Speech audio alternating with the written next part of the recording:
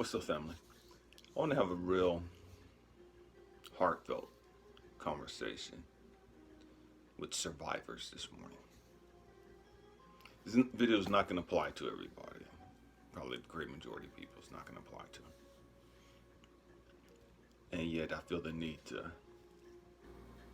talk to survivors.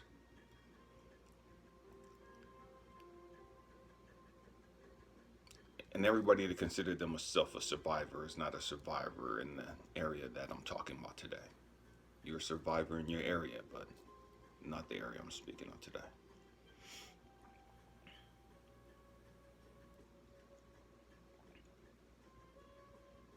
And the craziest thing about being this type of survivor is that it's as though you are dying a slow death.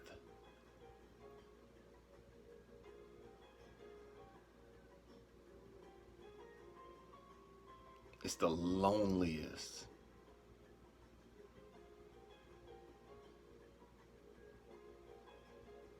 type of death.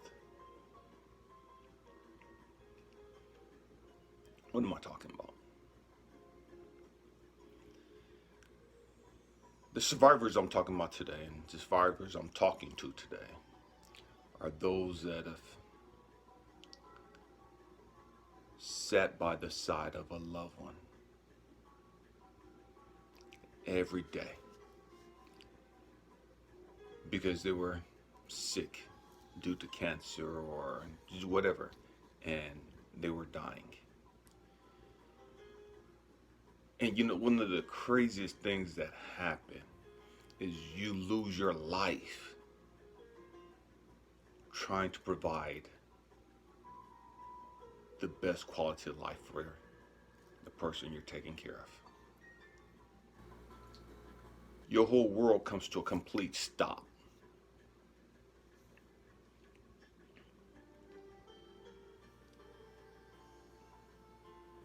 And it now becomes about taking care of this ailing person. Whether it's a parent, if it's a spouse, if it's a child, it hurts differently if it's a parent than it does if it's a spouse, than it does if it's a child. We expect to see our parents get older and pass away.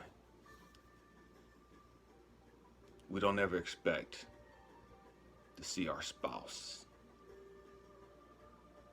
someone that we have goals and dreams of accomplishing things with, someone just hitting their prime of their life,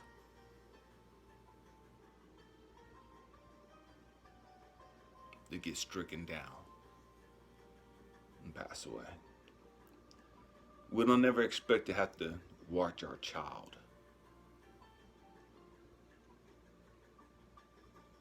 get stricken down and pass away. And if you haven't been in those situations, you can't talk to me about those situations. You have no concept of the pain that I'm talking about. You don't at all. And one of the craziest things that I realized when I was taking care of my spouse, my wife, Cecilia, was that everybody asked me how Cecilia was doing.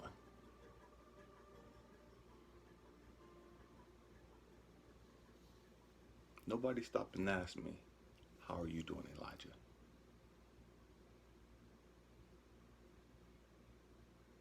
Everybody's concerned about the person who's sick, who's passing away. And although I'm sure that they're genuinely concerned about you, the caregiver, but for some reason, we become the invisible person in that dynamic. We're doing all the work, but everyone is concerned about the one that's passing away. Our life has been flipped upside down. But everyone's concerned about the one that's passing away. We're now struggling with the fact that, especially if it's a spouse, we're now struggling with the fact that I have to carry this burden all alone. I got to figure out everything as far as what's going to happen, just everything. How am I going to live my life? Forget my life at this moment. I have no life. You know, your whole life is being there and taking care of that person. Trying to be strong. Hold it all together. Take care of everything.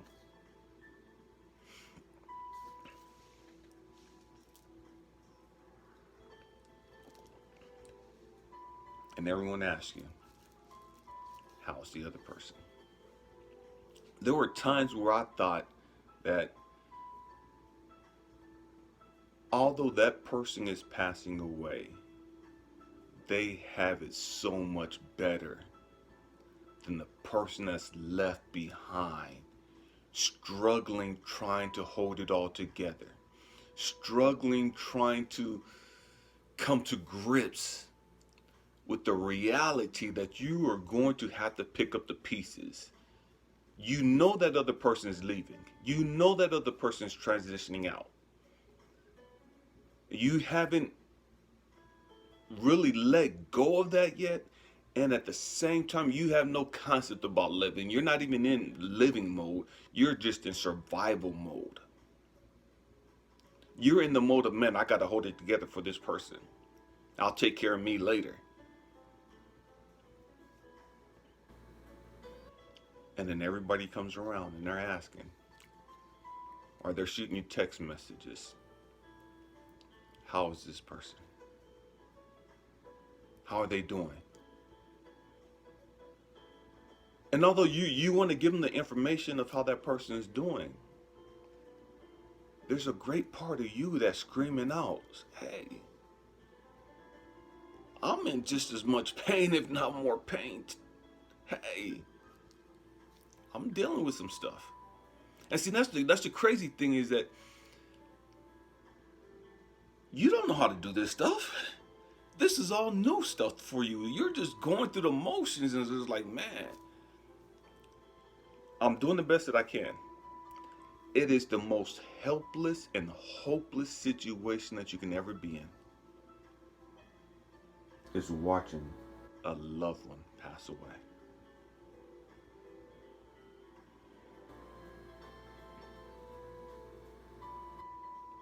And then after they're gone,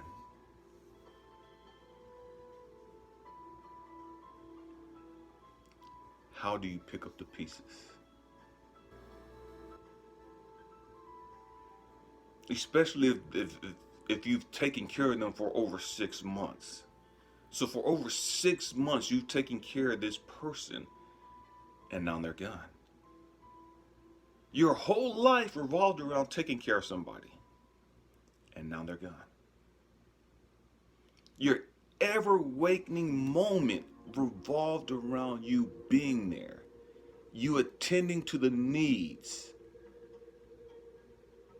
at someone else who's no longer there.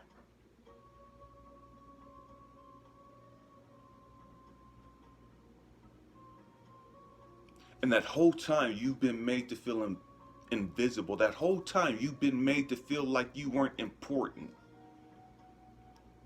Because everybody's asking about the other person. And no one's coming to check up on you. No one's coming to give you a hug. No one's coming to hear you, to console you.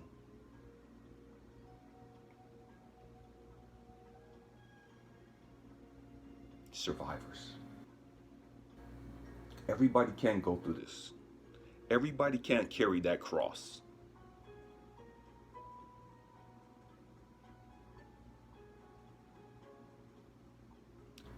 So for you survivors, Those of you who've lost your loved ones, parents, spouse, children, sibling, whatever, and you are the primary caregiver.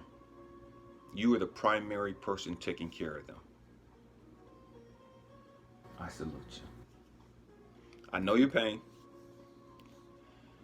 I know your frustration. I see you. I see the real you. Not the mask you put on when people come over to see the other person that's passing away. I see the real you. The shriveled up you. The lonely you.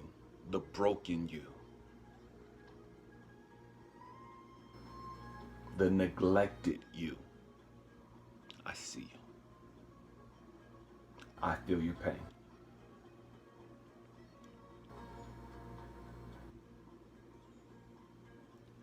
You got this, though. You got this. I know it's hard. I know it's the hardest thing you've ever did. But you got this.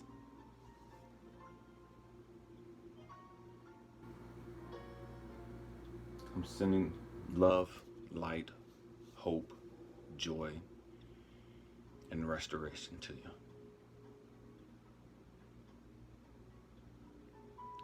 My hope and prayer is that after this period of watching your loved one transition, that you begin the healing process, that you begin to rediscover and redefine who you are.